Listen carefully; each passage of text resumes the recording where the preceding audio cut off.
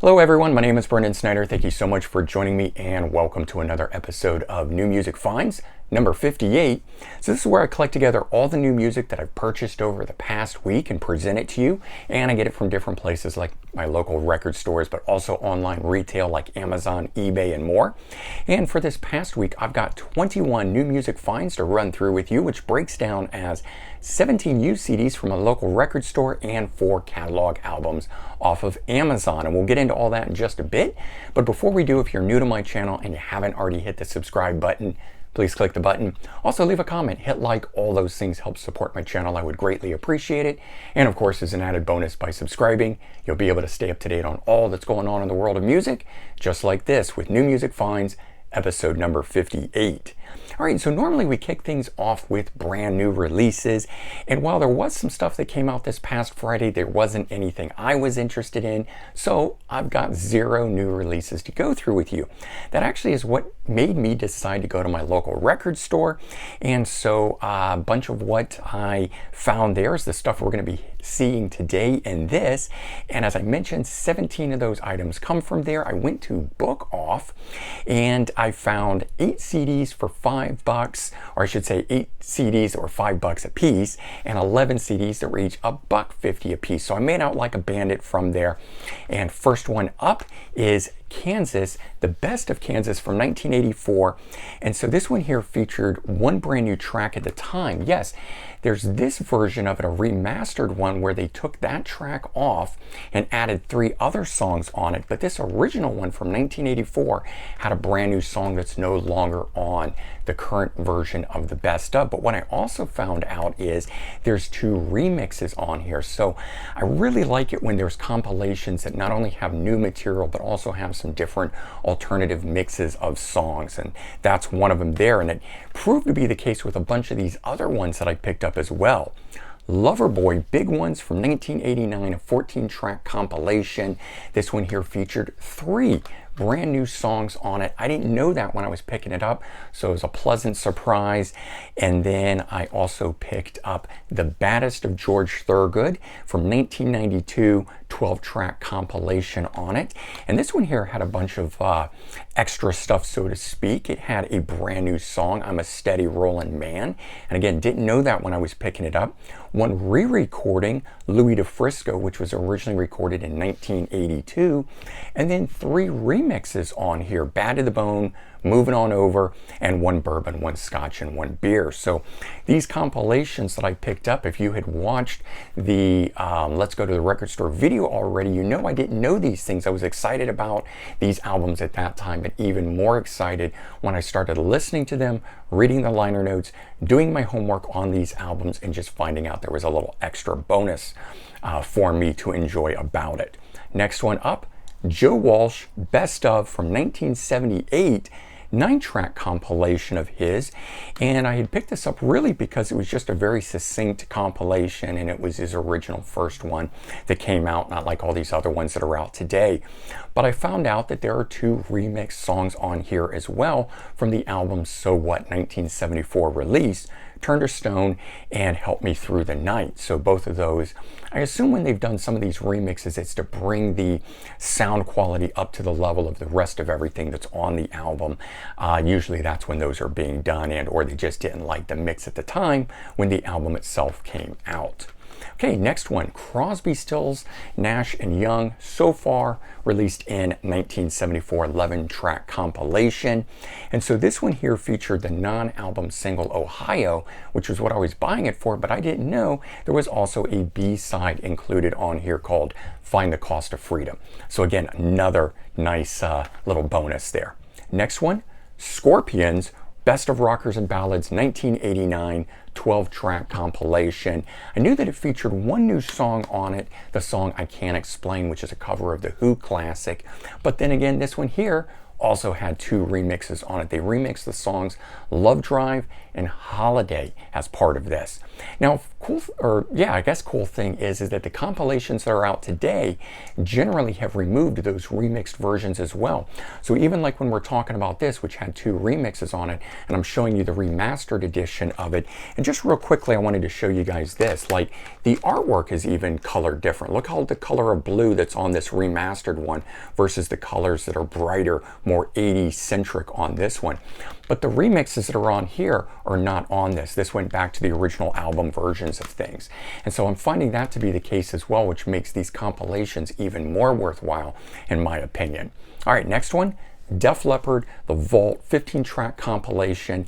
And so again, I knew there was one new song included on here, When Love and Hate Collide, but 2 remixes on here. Pour Some Sugar on Me and Rocket are both video edits taken from the music video or home video at the time where they had done those sort of things. So very cool to get those included here on an album for the first time. All right, and then I picked up a bunch of other stuff as well, different things beyond just these compilations and whatnot. The Outfield, Diamond Days. So this one here was one that I didn't have within the collection. It was nice to add in here, 1990 release, 4th studio album from them at the time. And just, you know, plugging a hole for something I didn't have. Now this next one, as you can see in the background, I already own it. Bryan Adams' Reckless. Now I own the box set there. This one here being, of course, the jewel case single standalone disc. I just wanted to have that in the collection to put on the wall with everything else. Same goes for this next one here. Steve Vai, Passion and Warfare. So this one I've got a 25th anniversary edition of the album itself, and it'd been packaged with a new album at the time, one that had collected and he finished off for stuff called Modern Primitive, but I would really wanted this album as a standalone. If I can ever find Modern Primitive as a standalone, I'll be buying that one too. Okay, next one up. Shania Twain, Come On Over. So this one here has a nice little connection there to the Def Leppard, being that Robert John Mutt Lange produced this. Of course, she also married him too. But after, you know, working with artists like AC/DC and Def Leppard and numerous others, he moved on to country and produced her for a while. And keeping on that country kick there, I picked up Garth Brooks, The Hits. So yes, I do like country, and I do happen to like both these artists as well as a number of others. I don't talk a lot about them. That's not really the wheelhouse here on this channel, but I do have some of that stuff that I like in the collection. And then the last Sting album that I didn't have in my collection, Sacred Love. So this one here, nice one to finally add into the collection. It was one of the $1.50 albums, and just can't go wrong with a $1.50 album, because even if you don't like it, you can use the jewel case, because it's hard to find jewel cases these days, at least the good old solid ones. The ones they sell these days are too cheap, meaning they're flimsy and flexible and they break easy. Okay, then I also picked up Joe Jackson Greatest Hits, testing him out. I actually don't have anything from him in the collection, but of course I know Is She Really Going Out With Him and Look Sharp and a few of the other tracks on here. So I thought I'd give that a good listen, and who knows, maybe it'll send me off on a tangent picking up some of his stuff. All right, now this next guy I saw live but never picked anything up from him back in the day. I think he actually opened up for Leonard Skinner back on a tour in the early 90s. Ian Moore and his self-titled release 1994 album here. He's just a good blues hard rock guitarist. If you never checked him out, definitely worth checking out.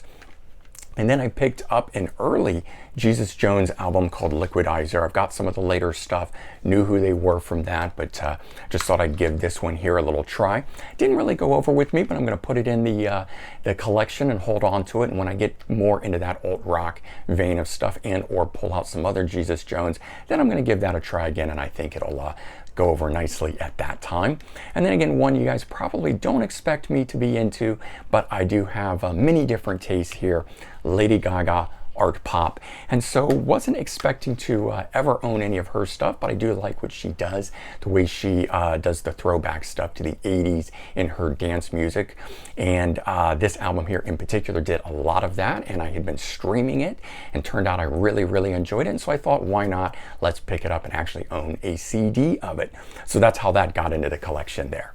All right, and then because again, there weren't any new releases. I decided to look back at some things that I skipped over when they originally came out, and I've been on this sort of kick looking for albums that had a little something extra about them, and so I went back and picked up some things like that. And first thing up, Foreigner, Greatest Hits Live from 2019.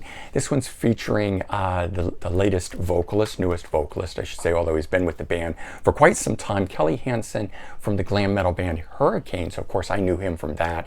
Glad that he's fronting the band and so forth. He does a fantastic job. And this one featured one new recording, I Want to Know What Love Is, and it's a new version of the song itself. So that's good, worth having it for that. Then I picked up Rod Stewart, You're in My Heart from 2019 with the Royal Philharmonic Orchestra. You can see this is a Target exclusive, and it added 7 bonus tracks, turning what was a single disc album into a double album. And I didn't know this initially when I was picking it up, but it's got one new song on it, Stop Loving Her Today, and then one re-recording on it, It Takes Two. And so it took his original classic vocals and added new orchestral arrangements to them. But again, something a little bit bonus here for this version of the album. Not only is it a double album, but those extra tracks there. So that was cool.